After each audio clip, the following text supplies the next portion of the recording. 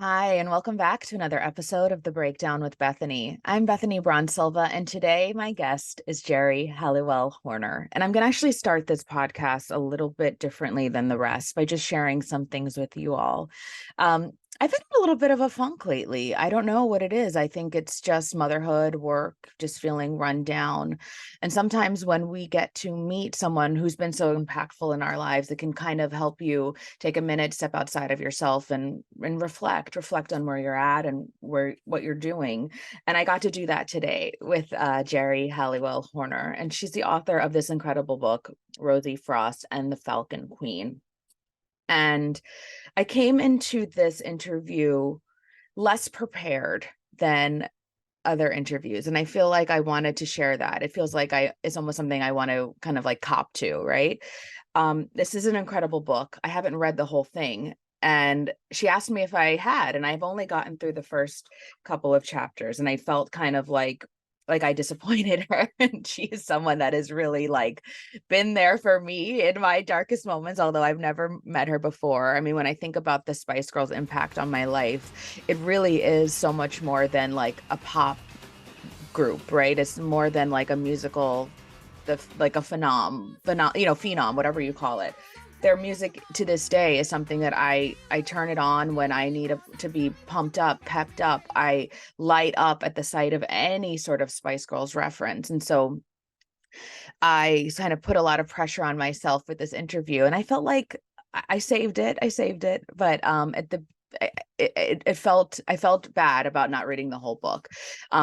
Geri Halliwell-Horner is, to say she's smart is like a gross understatement. She's incredibly, incredibly intelligent, well-spoken woman. And I really, after, speaking with her, I feel inspired, empowered, and sort of ready to take on like this crappy feeling that I've been, sort of struggling with.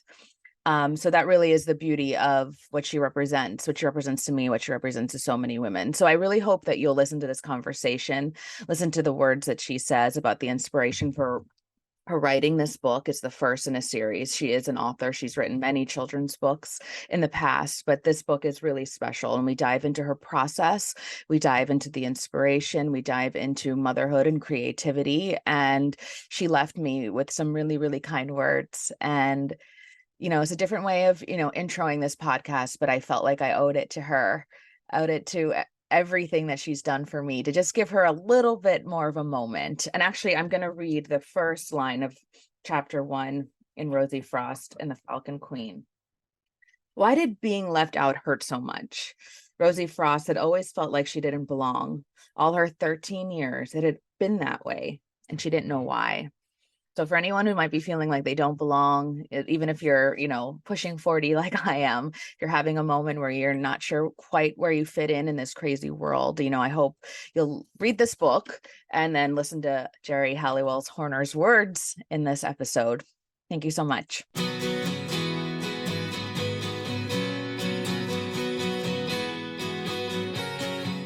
I have the book, and I saw you were out last night with some other people I admire, like Alana Wiles and Serena Kerrigan. So I'm glad you're enjoying the city in spite of this dreadful, dreadful weather. You know what? This city is amazing. And it does Yeah. put me off about a bit of weather. Look, I'm British, so it's fine. You're, Well done, you. I was looking at your site, so all that you've done. Very nice. oh, thank you so much. Thank you so much. And we're going to get into the book. We're going to get into it all, but I would really be like remiss if I didn't say like what an incredible impact you've had on me. I don't know. Do you ever get tired of hearing that? I mean, I don't know, because I just think it's a nice thing, isn't it? Yeah. But otherwise, what are we doing it for? Do you know what I mean?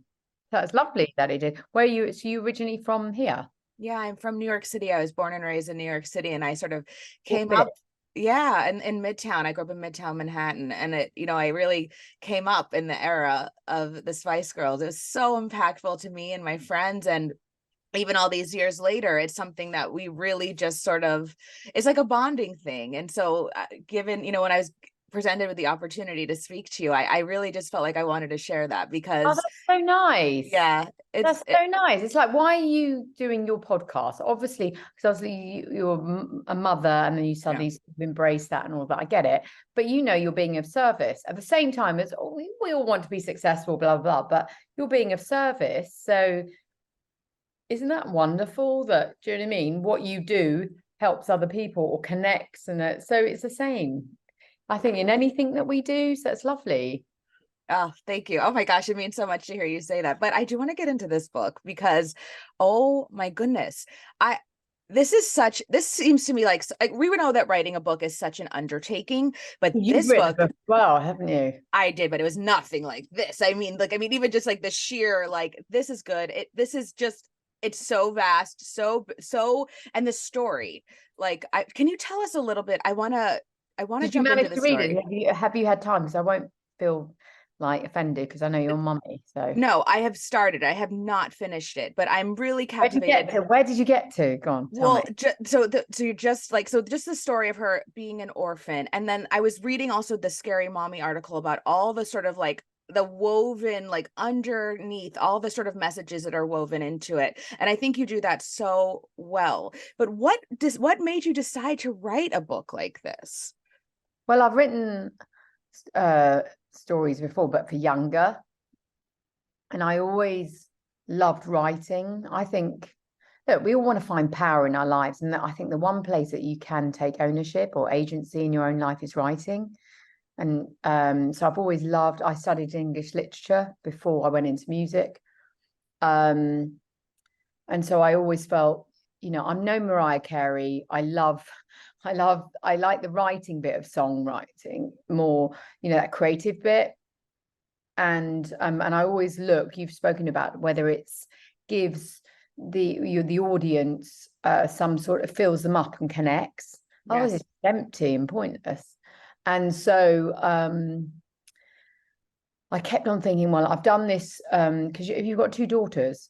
I have two boys, two Two boys. boys. Okay, that's Yeah, another conversation. Well, let's talk about that too. But and how old are they?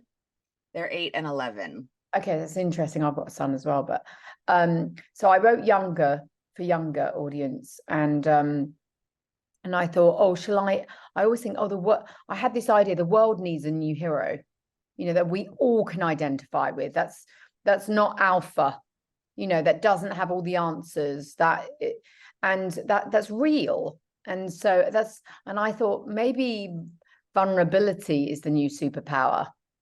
And so I questioned whether I just aged what I'd done up, and then I spoke to Harry Potter's agent, and he said no, because he was my agent at the time, and he said start again. So which I did, and I developed. This was 9 years ago. I started again and started develop, and the characters remain the same. And I think being a writer is a blessing and a curse because I could not stop, but I was learning as I went to do that sort of a big novel, because you have to sort of mechanics of what works there and what works here. I found it really hard, but what drove me on was that sort of passion to empower, adventure, character. When you read it, I really hope that you get something, as well as being entertaining. I hope it makes you laugh and warm your heart, but also I want you to come out of it going, yeah. It seems like you managed to do that really well. And I also want to talk about, I mean, the main character, Rosie Frost, she does have a bit of a musical side. Was that, Yeah. obviously that was intentional, but can we talk about that a little bit? Yeah, I mean, there's all different mediums, isn't there, that that we can use to communicate. And so part of the story, she has this connection with her mother that's not alive anymore, that they used to write together. It was just something they did. And through a series of challenges, and this is quite, I would say, quite extreme, this story, that your sons are going to like it. They're characters that you can see it, but you can be it. So the boys are strong, but the boy cries, the girl saves the boys. And there are 3 challenges that she has to enter when she gets to this school. She does it for selfish reasons at first, and it's a bit like Squid Game. Mhm. But it's all in honor, the DNA of it is present, it's set in the present, but it's all in the honor of Anne Boleyn, Tudor times, right? So they're quite extreme. But Anne Boleyn believed in like creativity, reform. And so the challenge number 2, I don't want to spoil it for you, but it is about expression of change. You know, you think, oh, that's nice. And so you see her do that. She enters this competition and it looks all innocent, but it's not. Something like, if you don't get through, something really bad happens. It's quite interesting. But anyway, you just see Rosie, she sort of uses that sort of innocence and that age where you're working things out, and she sort of writes and sings a little bit. It just touches on it. But there's music in the actual book. You just have to scan the code and you get 2 songs. That's really quite a gift for us. But I also thought, you know what? You've waited this long, and I'm always saying, oh, some people said, oh, you know, are you ever going to do music? And I've always done music, so I thought, just give it to you, you know, and it helps sort of narrate the story. One is really like crunchy, it's got a rap in it, it's fun, and the other one is like something that you might connect to. It's called A Beautiful Life, and it's about, you know, all the things that you've been through in your life, Bethany, where you just thought, God, what am I doing? You know, this is difficult. But then the end of it, you're like, do you know what? I made it. And I found out what I'm made of and who my friends are. And I feel filled with gratitude, faith. So it's kind of that, basically. That's really fantastic. And I'm also wondering, I mean, obviously this story, the characters are so strong. They really do they're universal, but there is something about this young adult genre that I think is really captivating right now. I mentioned my son is 11. He's you know, that's sort of, it's really such a pivotal time in a young person's life. They're sort of entering, you know, young adulthood, teenhood. Was this, what was the thought process behind writing, you know, for this audience in particular? Although, you know, anyone can read it, of course. Anyone can read it. My husband read it, and, yeah. and he doesn't read books, right? Not, he does, but only occasionally, maybe once on holiday. And he said, "Okay, I'll read it when it's published, when it's," and he did, and he went. But the first thing, have you got a husband or a partner? I do have a husband, and he doesn't read either. Okay, there you go. So anyone will identify with this. Do you know what he said? He went, "Oh," the first thing he said was, "Oh, it's much better than I thought it was going to be." Right. Thanks, hon. Yeah, thanks. Yeah. then he said, and then he was carrying on reading it, and he goes, "Do you know what? I couldn't put it down. I forgot that you'd written it, and I just wanted to know what had happened next." I was like, okay, my work is done. But okay, so that's great. I want everyone to read it. That's my hope, right? Having said that, it is, you know, the characters are at that vulnerable age where they're working things out. But I think that age is no man's land. You don't belong at the teacup ride in Disney, and you're not at the big wheel. You're sort of like, I'm not allowed into a bar, but I don't want to, you sort of like, what? I don't want to hang out with. So you're sort of working things out, and you haven't fallen down so many times, but yeah, so there's a youthful bravado there, which is quite useful. But I think it's a pivotal age.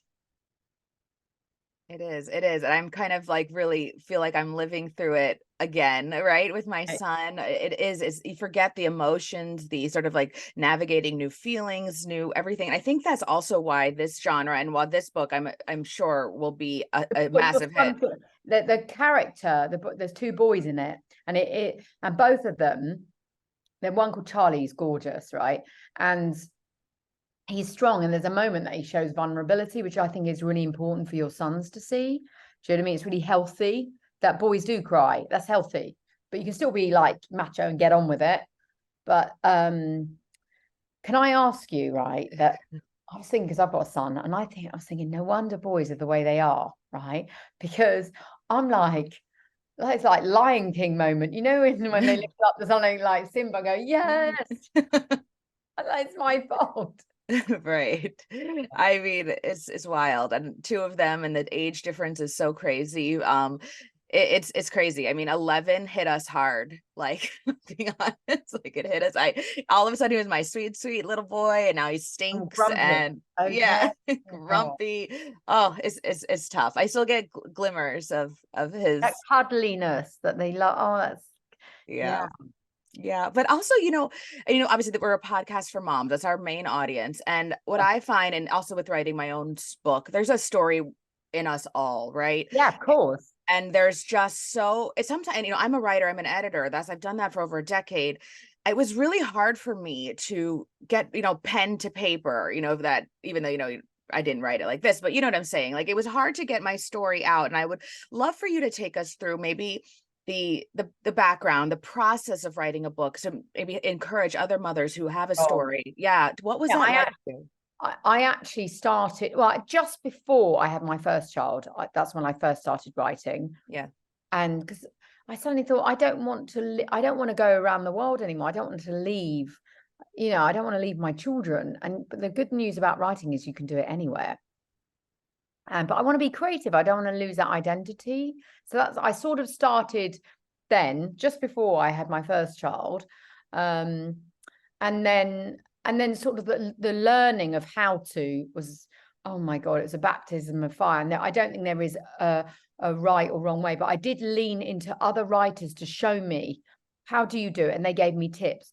I mean, certain really basic things is like, leave your phone outside of the room. It is an absolute creative killer because you could get so distracted. So therefore, if you can, I mean, it's hard if you're doing research to turn your Wi-Fi, so you don't get any emails. Like maybe I use a different computer.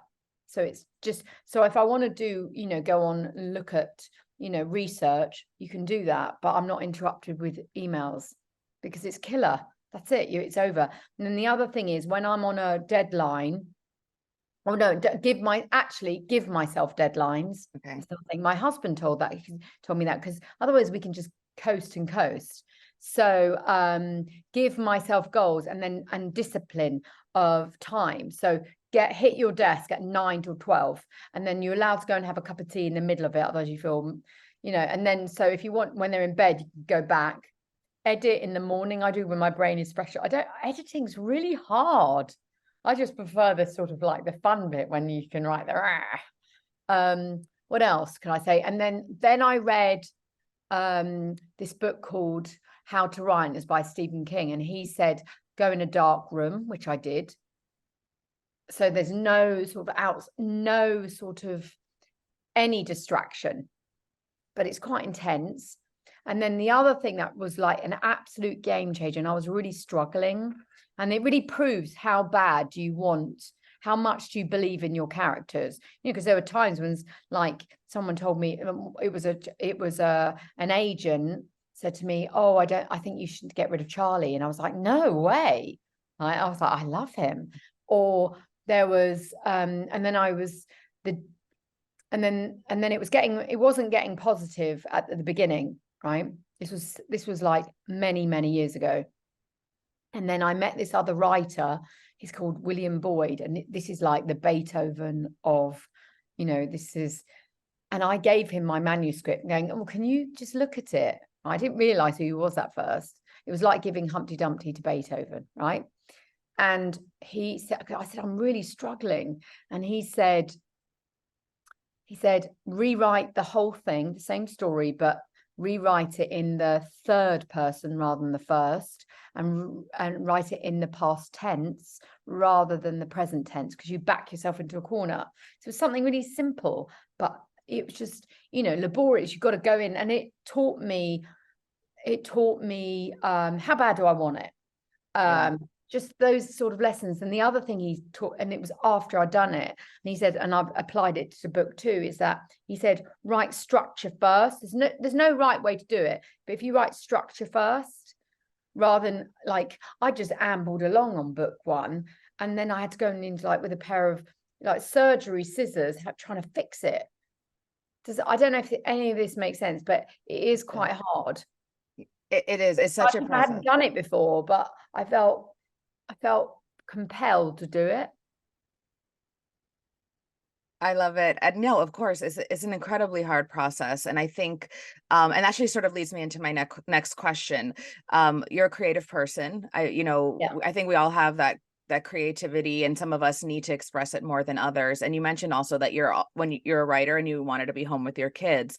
Was there any sort of a return to or rediscovering your creativity after becoming a mom? I also know that you're a stepmom, and sometimes we get lost in the sauce, right, of motherhood, and we forget ourselves. And then it sort of maybe takes a project like, I mean, the undertaking of like, this book or music or however you might Yeah. express yourself, creativity. I know that's something we struggle with a lot as mothers, and if would love to hear you talk a little bit about that.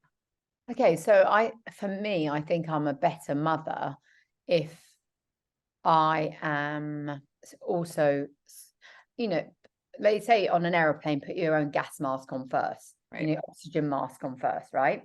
So I always think if I can look after this first, I'm a better mother anyway. I'm more present, and but there are things and boundaries that it's not easy. What did I do? Okay, to rediscover and reawaken. There's different parts of my life. I did this. It's a course on from this book called The Artist's Way, right? And she's in America, and she gives you a series of like it's like coursework to do to sort of take yourself on a date, write out what you'd like your life to look like, and you suddenly start waking up your interests. I did that at one stage. I wrote my first children's series after that. I think it's like carving out time and saying, actually, but it is hard, isn't it? Saying, Oh, I'm just going to do this for me, and sometimes life isn't like that. It's not practical, or, so, but it's remembering that this is what I try and remind myself. There is going to come a day, right, when our children will leave us, right? We will get dumped. the Right? biggest heartbreak, right? Biggest heartbreak. And, that's a healthy, that's healthy. They go off into we're just shepherds, aren't we? So I think it's really healthy to have your own, your own identity and have your own interests. If you can, not easy sometimes. I mean, I'm saying something that's idealistic, but to keep it in mind. But, first things first, I want my children to be healthy and happy, because if they're not, I'm not. They say that if you're really truly are doing your job as a parent, your kids will leave. Like that's the point, right? Like you want them to leave. I talk actually in my book, I talk about this thing, like roots and wings. I think it's a Jonas Salk quote. And we want to give them the roots, like the wings to fly, but like the roots to know they can always come home. So that was, What is it? excuse me? Who said that? Salk, Jonas Salk. He's a scientist. I'm going to write it down. Oh, okay. Jonas Salk. All of a sudden I got really nervous. Now I'm like, oh, let me just do a quick Google search, but I'm pretty That's sure. all right. Right. Was it called Roots with Wings? Yeah, roots, like we give our children the roots to fly, but I mean the wings to fly, but the roots to know they can always come home. Yeah, that's it. They're always sort of like, are you still there? You still Yeah. up? Yeah, it's exactly that anchor them. I think that's nice. Yeah, absolutely. Confident to be out in the world. We can only try, but also I think it's quite good to kids copy. I think kids copy like by example. So if I can, show that, good work ethic and interest, grounded, present, they still might just go whatever. Who knows? Hopefully they pick up more of your good habits than bad. Yeah, right? I'm not doing it perfectly. Right. And then so back to Rosie Frost and the Falcon Queen. This is book 1. Am I right? I mean, how's it going? Like, are the other books finished? Are you working on the other? I've just finished the first draft of book 2, and so I'm just doing. It's really hard when you get all these little notes back, and sometimes it's because then it's all like scribbles all over your page, and and they're saying, oh, so it's going okay. I'm pleased with it, but yeah, it's like baking a cake, and when you hand it over, it's like it's in the oven. There's almost like your shoulders drop, because then you think, I can't do anything about it. Does that make sense? And is that how you feel about this first book too? I mean, so we're filming this, it's September 30th. The book comes out on the 3rd, October 3rd. I mean, what is the feeling, the emotional? It's like your child is leaving home and there's nothing you can do about it. It's like, off you go. You know, I've been with this person. Rosie Frost to me is like a real person. My daughter, who's 17, she refers to it as your other child. The other child. I mean, there's two others as well, but the other child, Rosie. And you know, and it's sort of, and you're helping her on her way to present out to the world. But after that, you know, so yeah, I think it's natural to have a little bit of trepidation, but also gratitude. Mm-hmm. You know, that I get the opportunity to share this. It's amazing. You know, I'm grateful. This morning I was like, this is such a gift.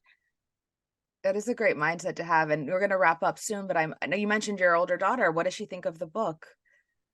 I mean, they can be our worst critics, can't they? Our children, they don't give a, you know, whatever you've done or whatever. And she waited to read it until it was absolutely completed. Although she helped me on a couple of like jokes. There's a couple of things in there's one of my favorite characters called Ottilie, and she's like a mean girl, but she's so smart. Because at this school, which was built by Queen Elizabeth I in honor of her mother Anne Boleyn, you know, who was, you know, executed by her father, shamed for being smart.